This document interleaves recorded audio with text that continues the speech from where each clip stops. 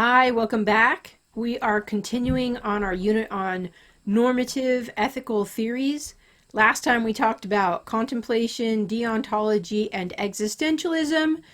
We talked about how they are based on different aspects of human nature, contemplation based on the intellect, deontology based on the will guided by reason, and existentialism based on the will determining our nature. Today we're going to talk about virtue ethics, and it's another version of deontology. The good is achieved by doing the right thing, by being a virtuous person.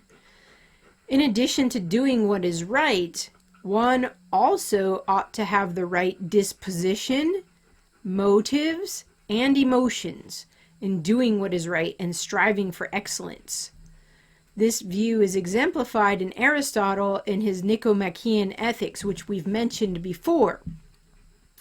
In this work, he talks a lot about different virtues and classifications of virtues, which I mentioned to you, the moral virtues, the natural virtues, the instrumental virtues, and it isn't just that you want to do the right thing. You want to do the right thing. You have to have the right disposition, motives, and emotions. You want to love doing the right thing. And there's a kind of excellence in developing your self, your virtues. So think of the firefighter who's going to run into a burning building. He needs courage, and he wants a kind of excellence in all of what he's doing. You want that firefighter to have a disposition of a willingness to fight a fire, right? He has to be motivated to fight that fire, and he has to really want to. Maybe the emotions that drive him are a desire to save people, a care for people.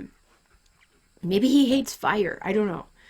So this is an example for striving for excellence in that particular virtue of courage. And there are, let me think of what they are. They're like charts. There are charts. If you Google Aristotle virtue on the internet, there are pictures that show you the extremes and the mean. Virtue is the mean between extremes. I don't know if I mentioned this before. Let's do courage again. Courage is the middle between foolhardiness on one side, where you're like, oh, there's a fire, and you just run in without your equipment, without any knowledge of how to deal with fires.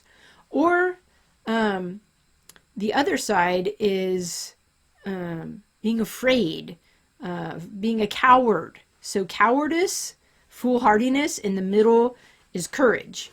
And this is true for each of the virtues. I was just reminded that I have an audio file that I want to play for you on Aristotle and the virtues. It's a podcast called The Happiness Lab. So I will make a link to that. Now I have to remember I'm telling you this. But yeah, it was a very popular ethical theory. Lots of people want to bring it back because they look around and see nobody's teaching people virtue anymore.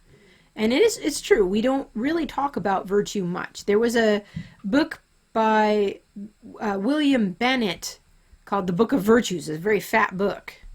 I don't know if I have it, but I've looked at it. And he was trying to say we need to bring virtue back to education. Okay, maybe, but is the right thing and the will the basis for ethical theory? I'll let you think about that. So, reason, emotion, will. Which is more basic? All right, Stoicism. I love Stoicism. A lot of people are getting into Stoicism now too. I'll try to find a video on Stoicism for you. But in Stoicism, the good is achieved only through the denial of desires. So Stoicism sees a problem with suffering, pain. Pain takes away from our pleasure and our happiness. So we need a way to deny those emotions that disturb our calm. So there's this desire for, I would call it cool almost. calm, cool, collected, and emotions take us away from that state of mind.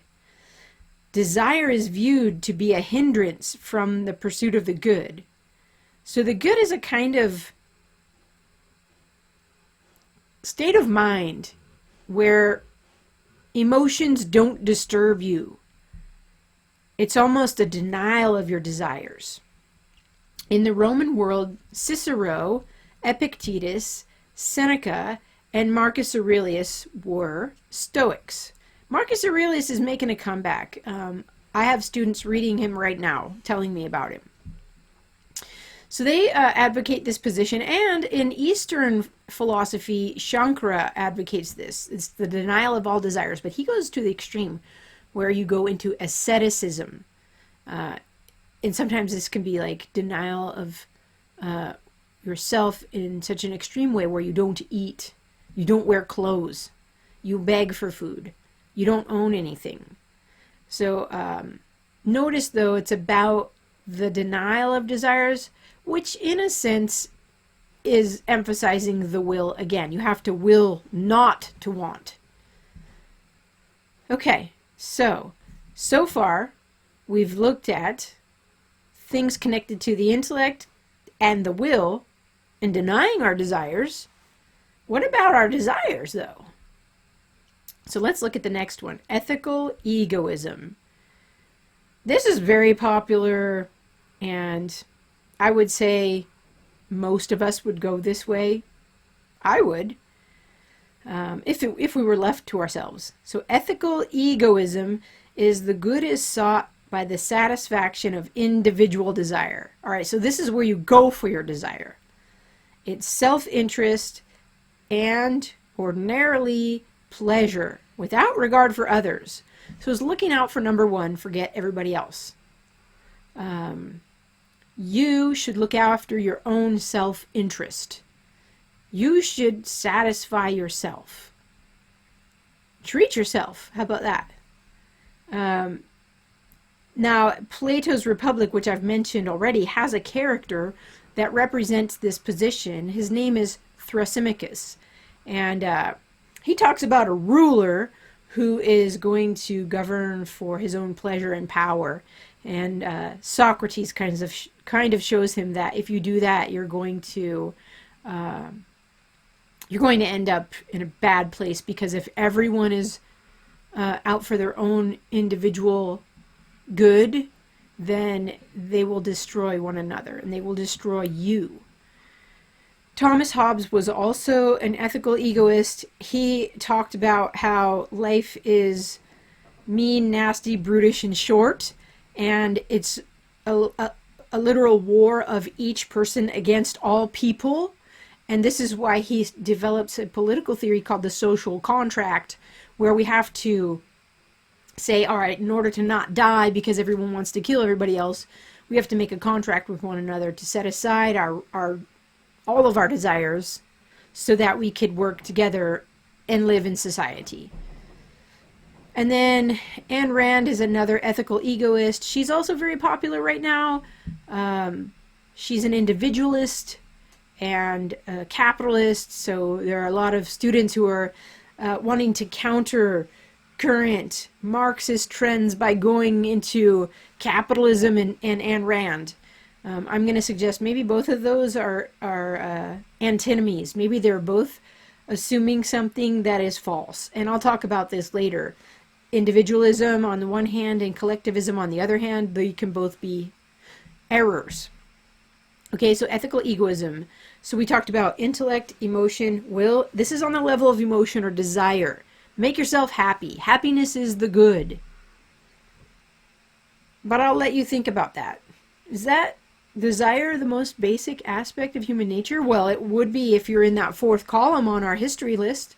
Here, I'll show you where ethical egoism comes in on our list. Where's egoism? Oh, I know, it's up here more. There it is. Hobbes. 15. So he's going to sort of leave off God. This is where reason is not ontological.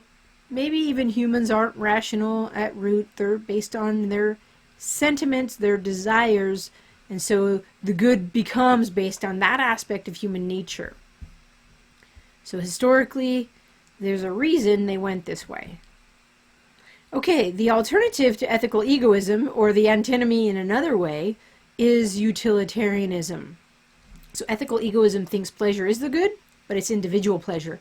Utilitarianism is going to agree pleasure is the good, but it's not individual, it's collective. And right now, a lot of young people are going that way. So let's look at utilitarianism. The good is sought by the satisfaction of collective desire, the collective will, the collective feeling. But is it the collective reason?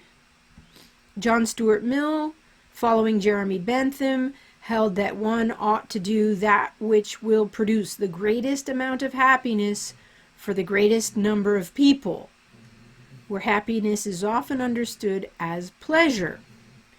So think about what's happening in our world right now. We're thinking in terms of identity groups, and minority groups have been left out, and those with privilege have probably gained more happiness, right? So we have to, and usually it's in economic terms or positions of power, we have to even the playing field. We need equity. And equity is understood so that we can have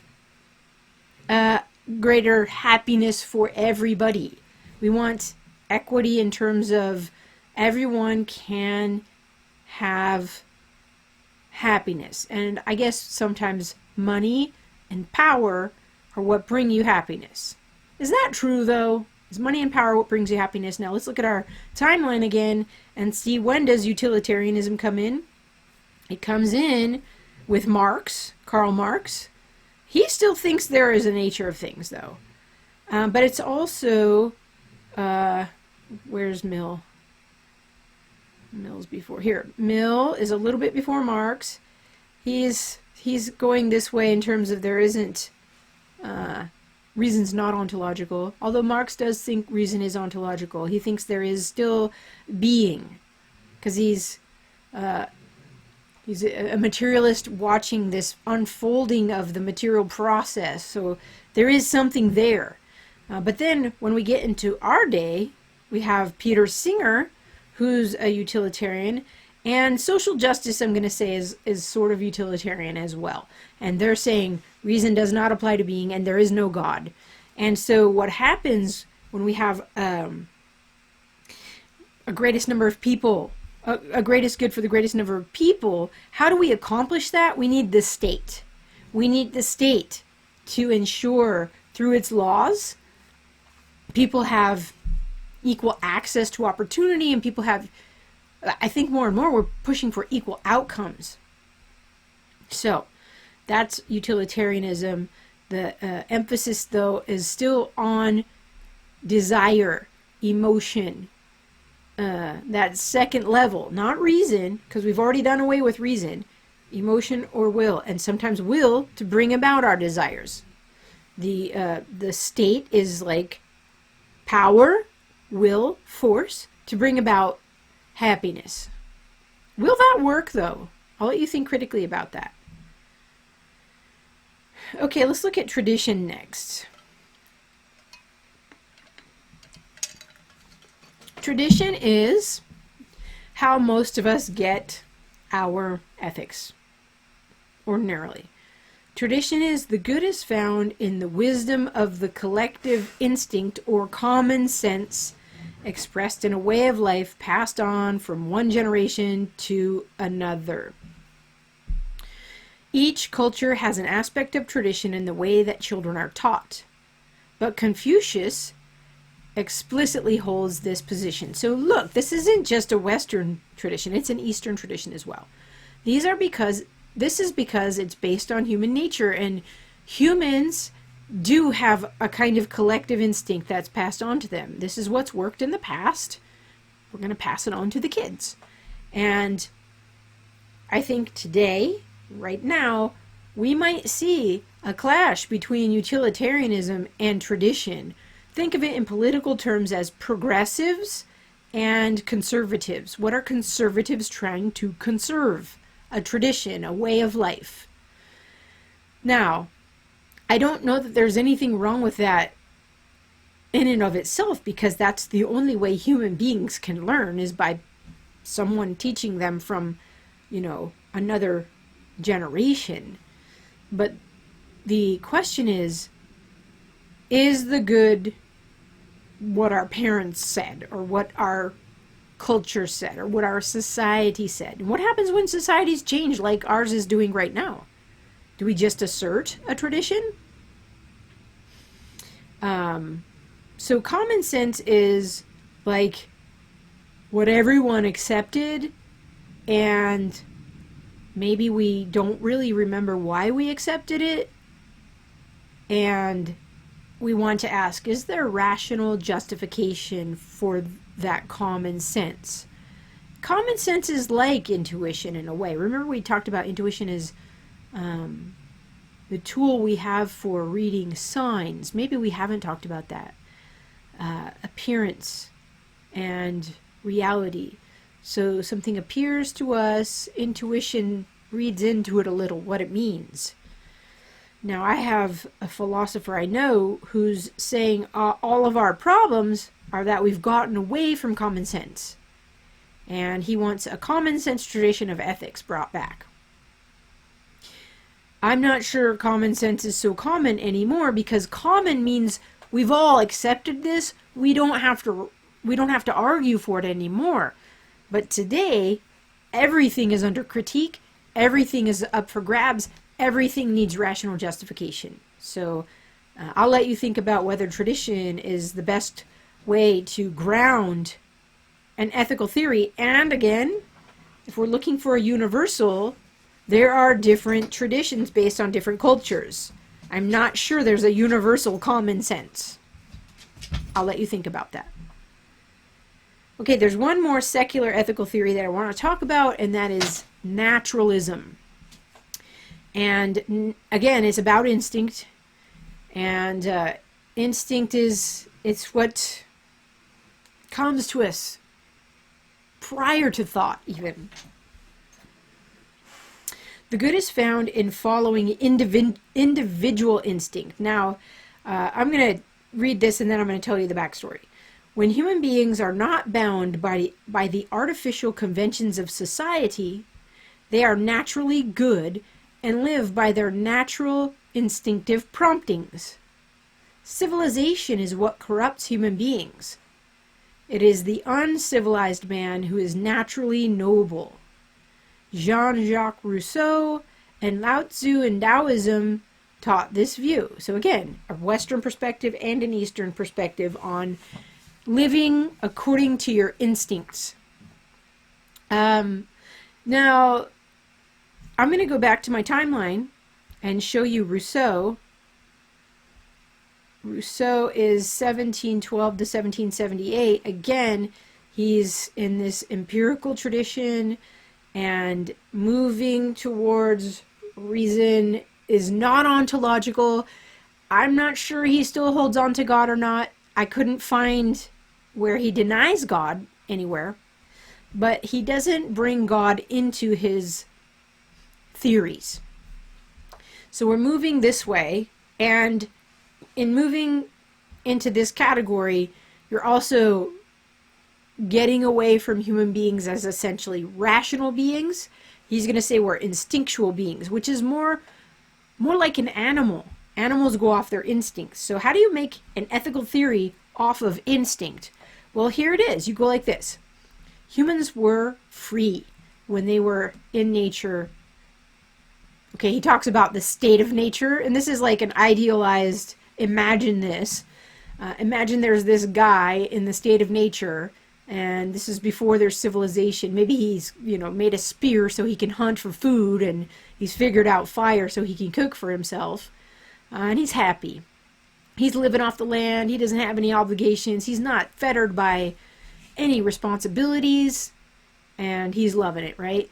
And then he meets a woman, and now he's got commitments, and they have a kid, and they have a family, and now he's getting tied down. And not only that, there are other families, and now they're connected in society, and we're becoming more enchained and enslaved to these commitments and responsibilities.